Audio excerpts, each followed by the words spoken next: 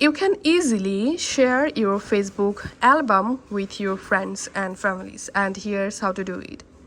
Open your Facebook app, log into your Facebook account. Now go to your Facebook profile. Once you are in your profile, tap on Photos, and here you have to tap on Albums, and here you will find all of your created albums. Now, for example, I want to share this album with someone. I'm tapping on the album, and here we can see the album. Now tapping on this three dot at the top right corner and tapping on Edit.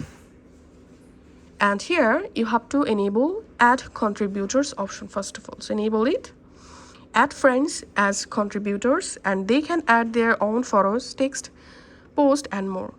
Once you're successfully turned on, now tap on Friends of Contributors, and here you can select Public, or you can select Friends of Contributors, or you can select Contributors only. I'm selecting Friends of Contributors, and now in this choose Friends, tap here, and now go ahead and select one or multiple account whom you want to add, or with whom you want to share the album.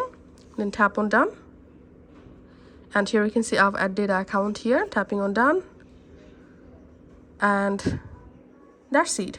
I've successfully added someone in this specific album. And now